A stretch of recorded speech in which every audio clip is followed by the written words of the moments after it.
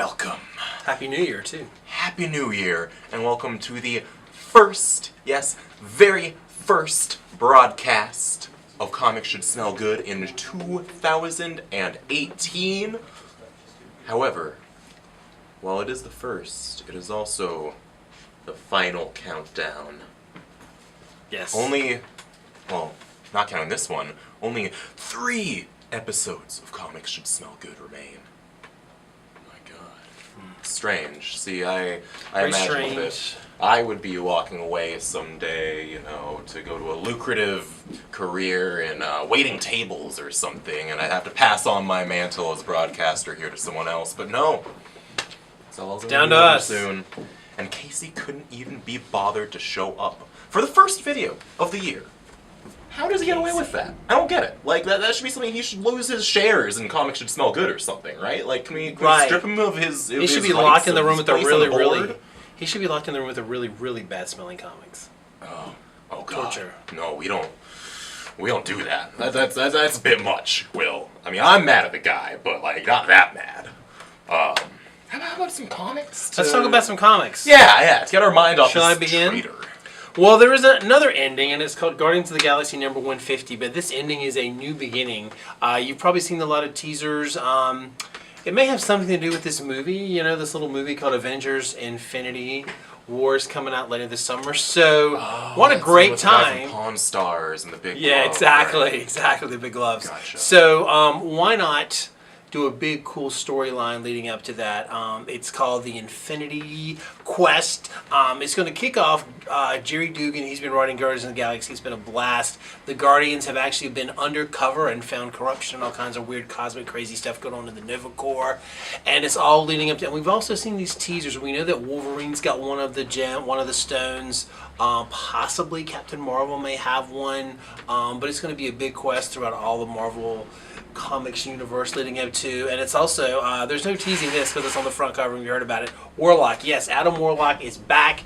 Is he friend or foe? Will he be ally or enemy? There is some amazing, beautiful it kind of gives you in a nutshell, if you're new to this, kind of what you need to know about who Adam Warlock is, how he's connected to the Guardians and everything, Infinity and Thanos, and there's a surprise villain in this too. I was quite surprised at the villain who turns up in this. So we're super excited. A lot of fun. And if you're one of my friends who loved Guardians of the Galaxy Volume 2, the movie, and it's like, what's up with that teaser when she said, and I shall name him Adam? Well, come on in here and you can find out about Adam. This kind of gets you kind of set up for what might be in the movies. Who knows?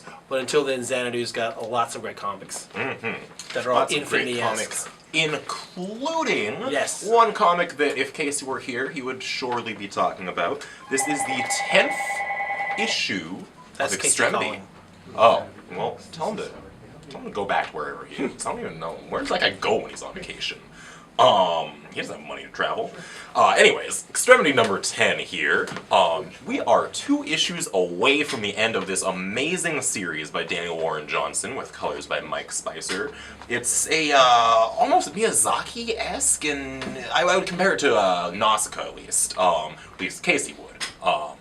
And it's telling a compelling story of these warring clans and these warring families, more importantly, who have lost and taken things from each other, like back and forth. It's just really a vicious cycle, and the series is coming to a close, and really kind of looking at how we can take apart these systems, these horrible cycles that we humans are trapped in. Even in these fantastic worlds, we still somehow manage to fall into these same patterns. And it's very, very touching personal story. And also, there's giant monsters.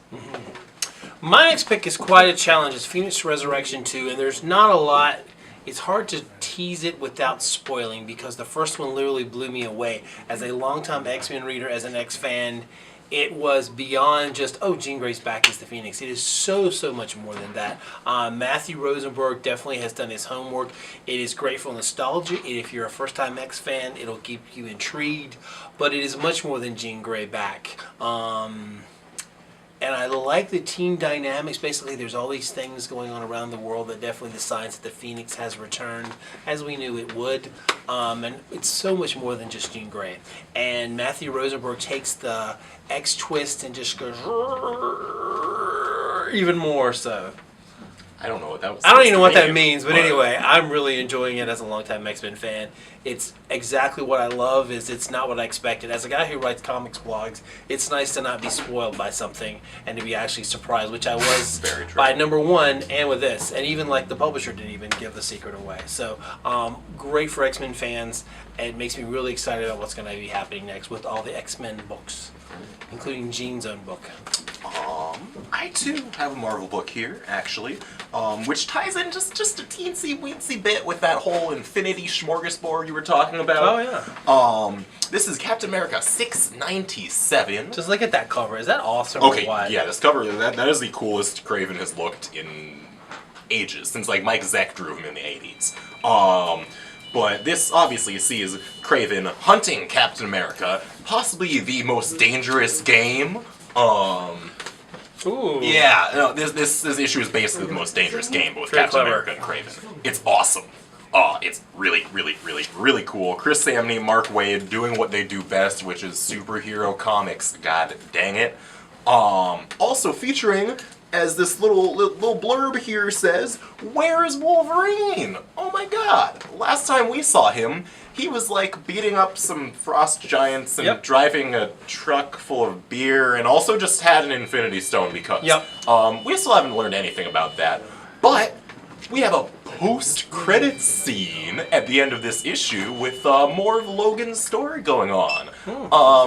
Although you could consider most of a comic a post-credits scene since the credits are usually in the first 2 or 3 pages. But anyways, I'm not going to dwell on that for very long because we're all about positivity here at Zanadu Comics. Sure. And I am positively sure you may either love or you hate Rogue and Gambit. People love them together, or if you're like me, I'm like, Rogue, you can do better. Gambit's just screwed you over and lied to you. You signed to the X-Men, but he's just a darn charming. Maybe it's the accent. Well, Rogue and Gambit are starring in a new, this is the 5-issue limited series by Kelly Thompson and Perry Perez, who I love the art on this. So this is a special mission that Kitty Pryde thinks that this former ex-couple would be perfect for. There's kidnappings around the globe of mutants, and there's kind of this kind of like a couples retreat kind of thing going on, so I'm kind of interested. It's called Ring of Fire. I won't sing Johnny Cash because we know the reaction that he has when I try to sing I would sing along on this with video. you. I actually like that song. But anyway, so here you go. Rogue and Gambit, number 1. Okay. I got a team-up book too, actually. Another mini-series. This is over in the DC universe, because, you know, we got to represent the distinguished competition every once in a while. This is Batman and the Signal, spinning it out of the Metal crossover. Mostly the first couple chapters, The Forge and the Casting, where Duke Thomas learns a bit more about his bloodline, which is a bit more interesting than he thought. This is him fully taking on the mantle of the Signal. Yes, he is named after the Bat Signal. Although it's one of those metaphors that, like, if you told me, I don't know, if you told me Scott Snyder was doing that, I would be like, that's really stupid, and then I would stop and think about it and realize, oh, that actually makes a lot of sense. He's the light, essentially, of Batman. He's acting during the daytime as an agent of the Bat, unlike all the other billions of Bat people who are just like, yeah, no, we're going to hang out at night, too. Exactly. It's kind of our thing. Poor Duke Thomas has to go run around during the day in this suit and kind of get the crap beaten out of him for a while, but it's cool. It's such a great character. I mean, he started out in Zero Year. He was the little kid who helped Batman out when Riddler took over, and he kind of grew and just became a huge fan favorite, and he stepped out on his own. Got a code name, got his own identity. Really cool suit. Very cool suit. Declan Shalvey designed it in the All-Star Batman Robin series, and like you said, Cully Hamner has refined the design, makes it look perfect. Really a beautiful looking book, written by Scott Snyder and his protege Tony Patrick, who is a name we should probably keep an eye out for in the coming months. Exactly. My final book is, I want to keep the X-Men going. This is Astonishing X-Men. This is the ending of... It starts A Man Called X. This kind of picks up after the fight with Professor X and the Shadow King in the astral plane. There's definitely been... Professor X is back, but not in a way you really expected. And one of the X-Men characters is paid the price for that. And I don't want to give it away, but it's just... You probably heard it on the internet, but we're not going to spoil it here. I'm upset, personally. Yeah, it's weird. It's a weird thing for me. but it's not exactly. I love the fact that it's not something I expected, so thank you, Charles Soule, for giving me that. But it's weird how it's going to interplay with all the other members of this weird kind of dysfunctional X-Men team already.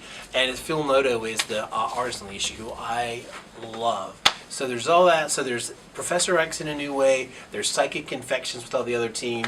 And then the rest of London just wants to bomb all the X-Men because of what's been going on. So the arc mutates, if you will. Oh my god. How about that? Wow. Speaking of mutations. How about that? Yeah, speaking of mutations, turns out this X train has no brakes. We're going to end this with an X book. Possibly the X book. Honestly, the X book of 2017, as it started last year, like a month ago, also the X book of 2018, because you know what? When Ed Piskor does something, it's just the book. He's taking the same dedication to research and to legacy and to history, really, that he took with Hip Hop Family Tree and applying it to the insanity that is the X-Men storyline. Where, you know, you've had like a billion different writers all kind of contesting with each other to make their stories canon and all that. He's like, you know what? What if I went and rewrote all of X-Men history as if it was all intended as one long storyline from the beginning, and holy crap is he crushing it. It looks great. It's printed on some of the prettiest and nicest smelling paper that I've seen in quite a while, especially from Marvel Comics. And it's also thick. Like, this is a big book you're getting right here. This closes out the first arc of the series. You're like, oh, a 2-issue arc? What? But that can't be compiled into a trade, can it? Wrong. It can and it will, and it's going to be huge. Same size as Hip Hop Family Tree. It's going to rule. But until then, those books probably aren't going to be out for another year or so, and you're not going to be able to get them from us. Get it in the periodicals. Support monthly sales, goddamn. That's all I gotta say, there you honestly. go. Wait a minute, Nathan! You guys can't get through this episode without talking about the best book of the week. I already did! Snagglepuss, you did? Yeah, talked about grand design. No, he didn't. Snagglepuss! Exit stage left. Coming off of his grand Flintstones this last year, Mark Russell turns his talents towards telling the stories of Snagglepuss, but he set him as a Southern playwright in the 1950s. Tennessee Williams, like, maybe? And he's even bringing him in front of the House Un-American Activities Committee. Oh my gosh. Mark Russell, great American satirist, is bringing his talents again to an old Hanna-Barbera title, bringing it into the 21st century. And that's it for me. Exit stage left. Thank you, Howard. Oh, it's Ambush. It's our favorite Ambush episode of Comics Just Smoking. Are you going to be okay? No, I'm going to good. call the mutant healers for him right now. I'm going to admit it, the exit stage left joke was pretty good, was especially pretty because good. he actually threw me out stage left. That was a good one, Howard. Happy New Year. Come in, get lots of new comics. There's so many, graphic novels are half off. They've got statues. It's our closing sale. It's closing time. One last call for alcohol. I won't say the rest of the song. Come back, Casey. Have a great week. Happy New Year.